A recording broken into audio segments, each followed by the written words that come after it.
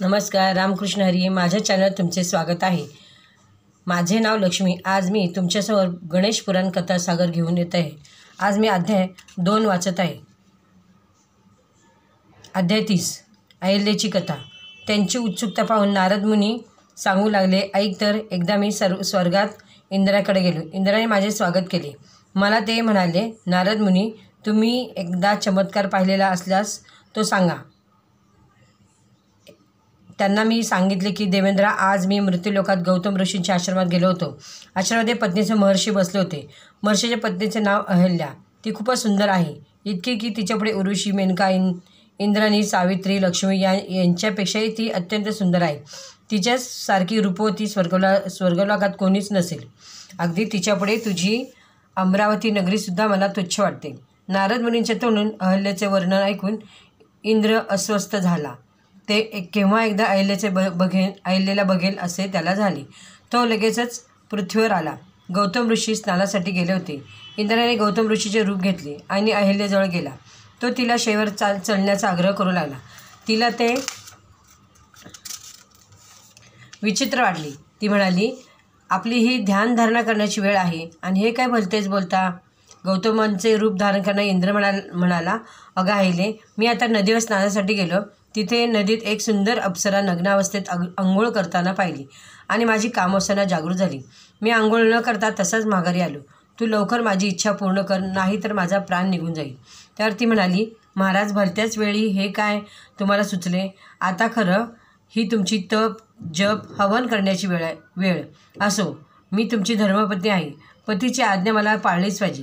यावर मी तुम्हाला काय बोलू? तुमची इच्छा पूर्ण करणे माझा धर्मच आहे. असे बोलून ती त्यांच्याबरोबर शय्येवर त्यांच्याशी एकरूप झाली. पण तिला नंतर शंका आली, कारण इंद्राच्या अंगाचा सुवास तिने ओळखला.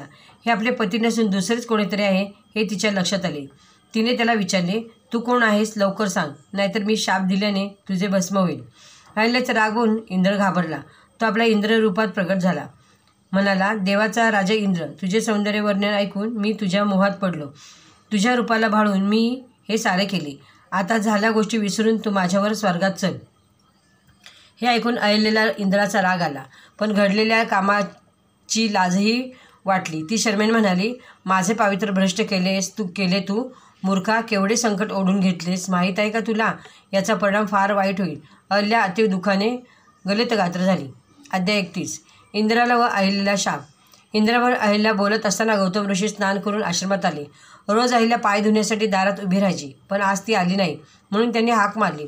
गौतम ऋषी ज्या ठिकाणी बसायचे तिथे आसनसुद्धा ठेवलेले नव्हते. ती समोर आल्यावर तिला विचारले, आज आसन का मांडले नाही? ती भीतीने थरथर कापू लागली. पतिव्रत्या भ्रष्ट झाल्यामुळे पतीकडे डोळे उघडून बघण्याचे धाडस तिला होईना. नंतर ऋषीवरांना नमस्कार करून घडलेला प्रकार सांगितला. ऋषींना राग आला. रागत्वशात त्यांनी तिला शाप दिला. तू महान पतिव्रता, तुला इंद्राचे कपट ओळखता आले नाही. धिक्कार आहे तुझा. तू आपल्या शिलापासून भ्रष्ट झालीस म्हणून तू शिळा होऊन पडशील आणि ज्यावेळी श्रीरामाचा पदस्पर्श तुला होईल तेव्हाच तुझा उद्धार होईल. असा शाप देताच अहिल्या तत्क्षणी शिळा होऊन पडली. हे पाहून इंद्र घाबरला. तो मांजराच्या रूपाने पळून जाऊ लागला. पण गौतम ऋषींनी अंतर्ध्याने त्याला ओळखले.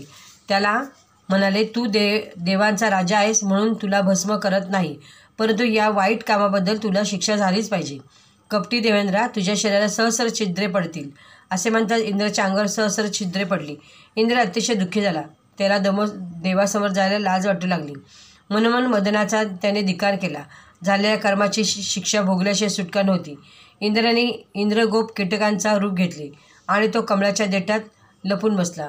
रामकृष्ण हरी. तुम्हाला व्हिडिओ आवडल्यास लाईक करा, शेअर करा. रामकृष्ण हरी. धन्यवाद.